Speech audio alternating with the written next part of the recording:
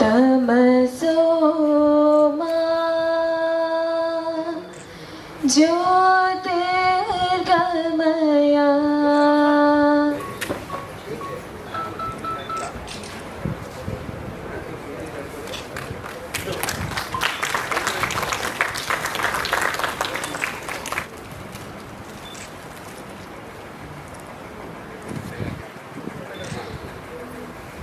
ನಮ್ಮ ಪುಟ್ಟಣ್ಣವರ ಬಗ್ಗೆ ನಮಸ್ಕಾರ ಎಲ್ಲರಿಗೂ.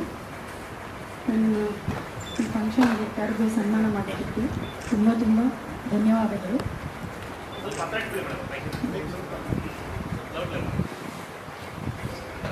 ಇದು ಡೈರೆಕ್ಟರ್ಸ್ ಅಸೋಸಿಯೇಷನ್ ಸ್ಟಾರ್ಟ್ ಮಾಡಿದ್ದು ನಿಮಗೆಲ್ಲರಿಗೂ ಗೊತ್ತು. ನಮ್ಮ ತಂದೆ ಅವ್ರಿಗೆ ತುಂಬ ಥಾಟ್ಸ್ ಇತ್ತು, ಮುಂದೆ ತುಂಬ ಡೈರೆಕ್ಟರ್ಸ್ನ ಹುಟ್ಟಿಸ್ಬೇಕು, ಒಳ್ಳೊಳ್ಳೆ ಡೈರೆಕ್ಟರ್ಸ್ ಬರಬೇಕು ಅಂತ.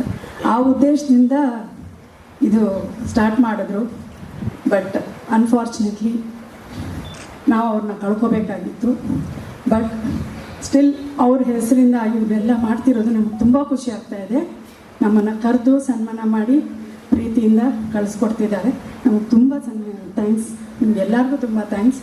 ಸಾರಿ, ನಾನು ತುಂಬ ಸ್ಟೇಜಲ್ಲಿ ಮಾತಾಡಿ ಅಭ್ಯಾಸ ಇಲ್ಲ ನನಗೆ. First time I am talking.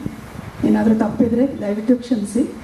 ನಿಮಗೆಲ್ಲರಿಗೂ ಒಳ್ಳೆಯದಾಗಲಿ, ನಮ್ಮ ತಂದೆ ಆಶೀರ್ವಾದ ನಿಮಗೆಲ್ಲರಿಗೂ ಸಿಗಲಿ ಅಂತ ನಾನು ಹಾರೈಸ್ತೀನಿ.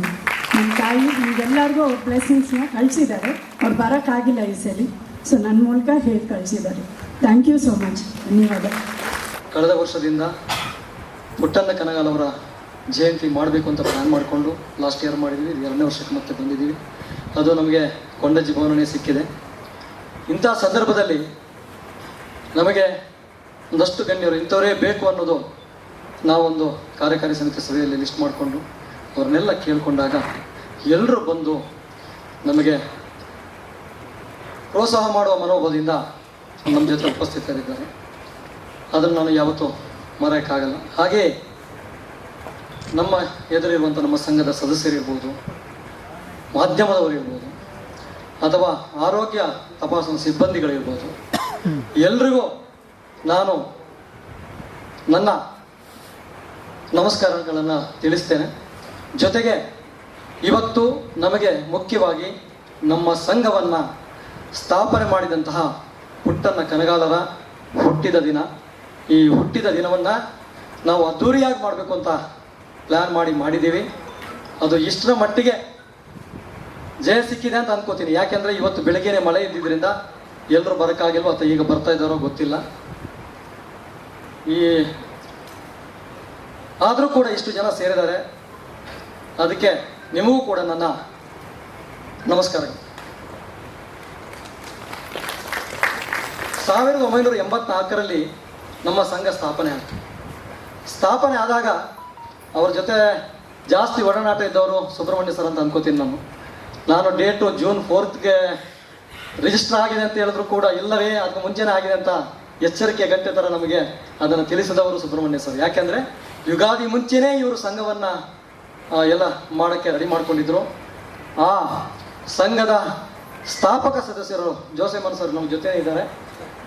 ಅದರಿಂದ ಆಮೇಲೆ ಹೋಗಿ ನಾವು DRFಸಲ್ಲಿ ವಿಚಾರಿಸಿದಾಗ ನಮಗೆ June 4ಗೆ 84 ರಿಜಿಸ್ಟರ್ ಆಗಿದೆ ಅಂತ ಗೊತ್ತಾಯಿತು. ಆವತ್ತಿನಿಂದ ನಮ್ಮ ನಿರ್ದೇಶಕರಿಗೋಸ್ಕರ ಸ್ಥಾಪನೆ ಆಗಿರುವಂಥ ಈ ಸಂಘ, ಆವತ್ತು ಅವರು 15 ಜನ ಇದ್ದು ಸಂಘವನ್ನು ಸ್ಥಾಪನೆ ಮಾಡಿದರು. ಇವತ್ತು ಆ ಸಂಘದ ಸ್ಥಾಪಕ ಸದಸ್ಯರಲ್ಲಿ 4 ಜನ ನಮ್ಮ ಕಣ್ಣು ಮುಂದಿದ್ದಾರೆ. ಅದರಲ್ಲಿ ರಾಜೇಂದ್ರ ಸಿಂಗ್ ಬಾಬು ಅವರು ಇರ್ಬೋದು, ಗಿರೀಶ್ ಕಾಸರವಳ್ಳಿ ಅವರು ಇರ್ಬೋದು, ಅಥವಾ ನಾಗಾಭರಣ ಅವರು ಇರ್ಬೋದು, ಜೋಸಮ್ಮನ ಅವರು ಇರ್ಬೋದು. ಇವರು 4 ಜನ ನಮ್ಮ ಮುಂದಿದ್ದಾರೆ. ಇನ್ನು 11 ಜನವನ್ನು ನಾವು ಕಳೆದುಕೊಂಡಿದ್ವಿ. ಹಾಗೆಯೇ ಸಂಘ ಹೋಗುತ್ತಾ ಹೋಗುತ್ತಾ ಒಂದೊಂದು ರೀತಿ ಹಂತ ಬಂತು. ಪ್ರಾರಂಭದಲ್ಲಿ ತಿಂಗಳಿಗೊಂದೋ 2 ತಿಂಗಳಿಗೊಂದೋ ಅರ್ಧ ಗಂಟೆ ಫ್ರೀ ಇದ್ದಾಗ ಮೀಟಿಂಗ್ ಮಾಡಿಕೊಂಡು ಬಂದಂಥ ಸಂಘ, ಹೋಗ್ತಾ ಹೋಗ್ತಾ ಸಾಯಂಕಾಲ 6 ಗಂಟೆಗೆ ಸೇರಿ ಒಂದು ಅರ್ಧ ಗಂಟೆ ಆಫೀಸ್ ಟೈಮ್ ಇಟ್ಕೊಳ್ಳೋಣ ಅಂತ ಪ್ಲ್ಯಾನ್ ಮಾಡಿಕೊಂಡ್ರು. ಮುಂದೆ ಹೋಗ್ತಾ ಹೋಗ್ತಾ ಸಂಘ ಅಭಿವೃದ್ಧಿ ಆಯಿತು. ಎಲ್ಲಿವರೆಗೆ ಬಂತು ಅಂದರೆ ಕಾನ್ಫಿಡ ಪ್ರಶಸ್ತಿ ಅಂದರೆ ಸಾಕು, ಅದು ತುಂಬ ನಾವೆಲ್ಲ ಸಹ ನಿರ್ದೇಶಕರಾದ ಸಂದರ್ಭ, ಚಂದ್ರಮುಖಿ ಪ್ರಾಣಸಕ್ಕೆ ಸಹ ನಿರ್ದೇಶಕ ಕೆಲಸ ಮಾಡಿದ ಸಂದರ್ಭದಲ್ಲಿ ಅವರು ಉತ್ತಮ ಪ್ರಶಸ್ತಿಯನ್ನು ಕೊಡಬೇಕಾದ್ರೆ ಚೌಡೇದಲ್ಲಿ ದೊಡ್ಡ ಮಟ್ಟದಲ್ಲಿ ಕಾರ್ಯಕ್ರಮ ಮಾಡಿದರು. ಆ ಹಿಂದೆನೂ ಕೂಡ ಕಾನ್ಫಿಡ ಅವಾರ್ಡ್ ಇದೆ ಅಲ್ವಾ, ಇವತ್ತು ಕೇಳ್ತಾರೆ ಯಾವಾಗ ಮಾಡ್ತೀರಿ ಅಂತ. ಬಟ್ ನಮಗೆ ಕಾನ್ಫಿಡ ಅವಾರ್ಡ್ ಮಾಡಬೇಕು ಅಂತ ಆಸೆ ಇದೆ. ಬಟ್ ಅದಕ್ಕೆ ಪೂರಕವಾದಂಥ ವ್ಯವಸ್ಥೆಗಳನ್ನು ನಾವು ಮಾಡ್ಕೊಳ್ಳೋಕೆ ಪ್ರಯತ್ನ ಮಾಡ್ತಾ ಇದ್ದೀವಿ. ಅಷ್ಟೇ ಅಲ್ಲ, ಹೋಗ್ತಾ ಹೋಗ್ತಾ ಸಂಘ ಬೆಳೀತಾ ಕೊನೆಗೆ ಎಲ್ಲಿವರೆಗೆ ಬಂದಿದೆ ಎಲ್ಲರಿಗೂ ಗೊತ್ತಿದೆ. ಅದ್ರ ಬಗ್ಗೆ ನಾವು ಮಾತಾಡೋದು ಬೇಡ. ಯಾಕೆಂದರೆ ಕಲ್ಲು ಮರ ಇರ್ಬೋದು, ಎಲ್ಲದಕ್ಕೂ ಸಮಸ್ಯೆಗಳಿದೆ. ಅದೇ ರೀತಿ ನಮ್ಮ ಸಂಘಕ್ಕೂ ಬಂದಿರ್ಬೋದು ಅಂತ ಹತ್ಕೊಳ್ಳೋಣ. ಇದ್ದಕ್ಕಿದ್ದಾಗೆ 2022 ಅದರ ಮಧ್ಯದ ವಿಷಯವನ್ನು ನಾನು ಪ್ರಸ್ತಾಪ ಮಾಡಲ್ಲ, ಯಾಕಂದ್ರೆ ತುಂಬ ಜನ ಮಾತಾಡೋಕ್ಕಿದ್ದಾರೆ, ನಾನು ಜಾಸ್ತಿ ಆಗುತ್ತೆ ಮಾತಾಡಿದೆ. ಅದಕ್ಕೆ 2022ರಲ್ಲಿ ಗೌರ್ಮೆಂಟ್ ಮುಖಾಂತರ ಸೊಸೈಟಿ ಇದು ಸಹಕಾರ ಸಂಘಗಳ ಮುಖಾಂತರ ಎಲೆಕ್ಷನ್ ಆಗುತ್ತೆ ಅಂತ ಗೊತ್ತಾಯಿತು. ನಾನು ಆ ಸಂದರ್ಭದಲ್ಲಿ ನನಗೆ ಏನು ಅಂದರೆ ಫಿಲಮ್ ಚೇಂಬರ್ ಅಂದ್ರೆ ಸ್ವಲ್ಪ ಜಾಸ್ತಿ ಅಟ್ಯಾಚ್ಮೆಂಟು. ಅಲ್ಲಿ 8 ಸಾರಿ ಸೆಕ್ಟ್ರೆ ನನಗೆ ಸೀಟ್ ಬೇಡ, ಇರಬೇಕು ನಮ್ದು ಏನಾದರೂ ಕೇಳೋಕ್ಕೆ. ಆ ಸಂದರ್ಭದಲ್ಲಿ ಗುರುಪ್ರಸಾದ್ ಅವರು ಪತ್ತಿಯವರು ಹೋಗ್ರಿ ಅಲ್ಲಿ ಎಲೆಕ್ಷನ್ ನಿಲ್ರಿ, ನೀವೆಲ್ಲ ನಿಲ್ರಿ, ನಾವು ಯಾಕೆ ನಿಲ್ಬೇಕು ಅಂತ ಕೇಳಿದೆ.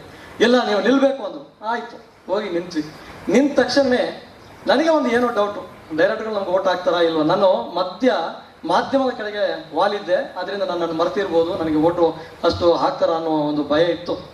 ಆದರೂ ಕೂಡ ಆವತ್ತಿನ ದಿನ ಎಲ್ಲರೂ ಸೇರಿ ನಂಬರ್ 1ನೇ ಸ್ಥಾನಕ್ಕೆ ನನಗೆ ಮತ ಹಾಕಿ ನನ್ನನ್ನು ಗೆಲ್ಲಿಸ್ಕೊಟ್ಟ ತಕ್ಷಣವೇ ಎಲ್ಲರೂ ಫೋನ್ ಮಾಡಿ ಹೇಳಿದ್ರು, ಅಧ್ಯಕ್ಷ ನೀವು ವಹಿಸ್ಕೊ. ಇಲ್ಲ, ಹಿರಿಯ ನಿರ್ದೇಶಕರಾದ ರಾಜೇಂದ್ರ ಬಾಬು ಅವರು ಹೇಳಿದ್ರು, ನಿಮಗಿಂತ ಹಿರಿಯರಿದ್ದಾರೆ, ಯಾವ ಪ್ಲೇಸಲ್ಲೂ ಇರಲಿ, ನಂಜುನೇಗೌಡರು ಮಾಡಲಿ ಅಂತ.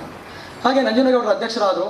ಆಮೇಲೆ ಅಲ್ಲೂ ಕೂಡ ಏನೇನೋ ಅವರು ಬ್ಯುಸಿಯೋ ನಾವು ಬ್ಯುಸಿಯೋ ಏನೋ ಸಮಸ್ಯೆಗಳಾಯಿತು. ಮತ್ತೆ DR ಕಚೇರಿಯಲ್ಲಿ ಹೋಗಿ ಮಾತಾಡಿದಾಗ ಇಲ್ಲ, ಏನು ಓಟು ಪ್ರಕಾರ ಇದೆಯೋ ಆ ಥರ ಮಾಡಿಕೊಂಡು ಬನ್ನಿ ಅಂತ ಆದಾಗ ಬಿ ರಾಮಮೂರ್ತಿಯವರು ಜೋಸೆಮನ್ ಸೇರಿಕೊಂಡು ಒಂದು ಮೀಟಿಂಗ್ ಮಾಡಿ ಓಟಿನ ಆಧಾರದ ಮೇಲೆ ನಮಗೆ ಅಧ್ಯಕ್ಷ ಸ್ಥಾನವನ್ನು ಕೊಟ್ಟರು. ಅದೇ ರೀತಿ ಪದಾಧಿಕಾರಿಗಳನ್ನು ಕೂಡ ಆಯ್ಕೆ ಮಾಡಿಕೊಂಡು.